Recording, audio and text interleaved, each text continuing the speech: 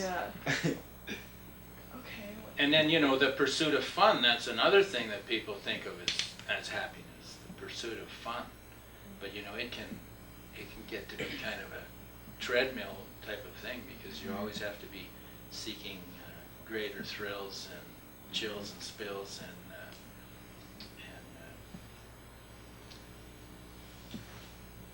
I don't know, I think you have to be content in yourself.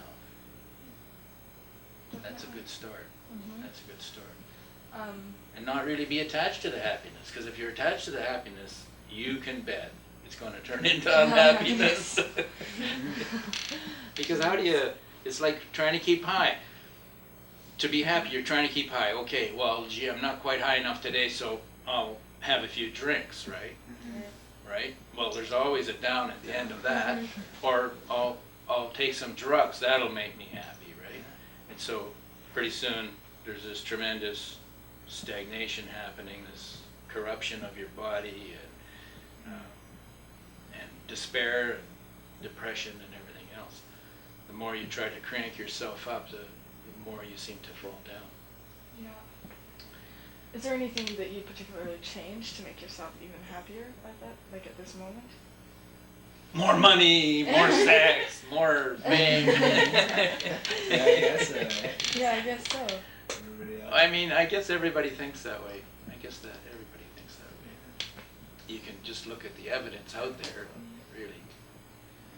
I don't know, I'm pretty content. I enjoy art.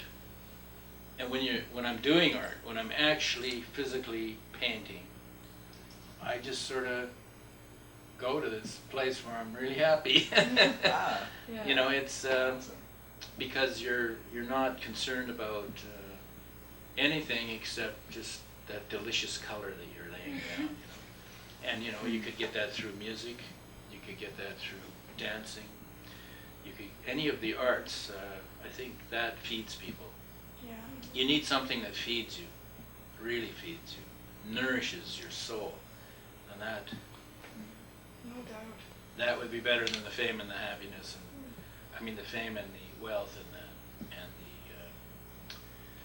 all those other things that you want so much that really you can do without.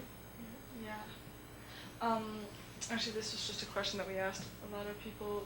Do you think someone in a third world country that doesn't have money or positions nearly to what we have is more content than a businessman working day to day, making his money, building up everything? Financial stability. Yeah. Well, I think the chances are they could be a lot happier, because you get in that old rat race. And you know, how much is enough? Once you get on that treadmill and you're trying to get financially stable and you're trying to build up your fortune, I mean, your wife can run off with another man because you're a workaholic. Your kids can grow up hating you because you never spent a minute with them. So, you know, the person that has time to do family things and spend time with their intimates, I think, stands to reason that they should be happier. Because I know people that have suddenly woke up with a shock and realized their marriage is at an end, and they're, you know, and they were in a really bad situation, and they really set out with all these good intentions of, well, I'm going to make my family secure, and I'm going to, you know, we're going to have everything my kids aren't going to do without anything. A couple of years ago, I said to my kids, well, you know, what was it like growing up with me? Because, you know, crazy artist, working a little bit here and a little bit there and trying to scrape a living.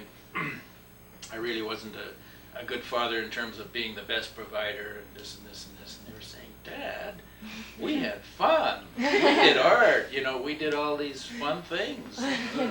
And I was basically at home all the time painting. And, you know, it was good. We had a rich time together. So I think that's happiness. Yeah. You know, Definitely. Huh.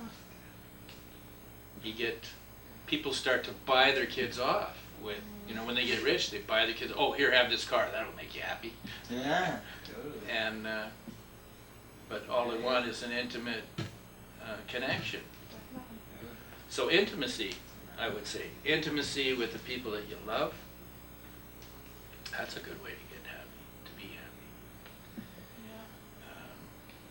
But possessions and all of those other things we mentioned, Seemed- dead end, you can wake up and go, oh my God, It's all gone. it's all gone. Yeah. And you know, I met this guy, and he was struggling as a businessman, and he was trying to, and he had a whole bunch of investments, and he had all kinds of buildings that he owned and all of these kind of things, and then the bank came along and scooped it all. He lost it all, and his wife walked out on him, and he lost everything. But then he got to a simpler way of living, and he enjoyed just feeling the sunshine on his shoulder when it came up in the morning, and smelling the flowers, stuff like that. This guy's a happier man now than he was at the peak of when he thought he was, doing something really good. So, Yeah, no doubt. People forget the simplicity of things. simplicity, yeah. Hmm. So long as I can have paint and canvas and keep painting, I seem to be pretty happy. No doubt. And if I get out of Cranbrook once in a while, go have an art show somewhere, get a little bit of some strokes from people who like my stuff. That's kind of nice. But even that, you can't rely on that, because that's an external thing. That could change tomorrow. Could change tomorrow.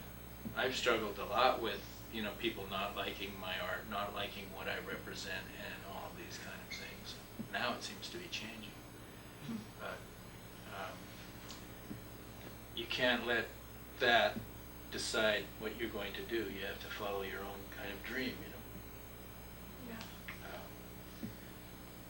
Yeah. Basically we're all sitting here waiting to die, so you got to find something that's fun to do in the meantime, and choose something and stick to it. Okay. I think that's, for me, that's happy. Definitely. Sure. Well, I think that about did it. Yeah, that's all the questions. I mean, Thank you very much. Oh, you're welcome. That was talking to you. great. Yeah, just like hearing other views and everything. Nice. And seeing us. Yeah.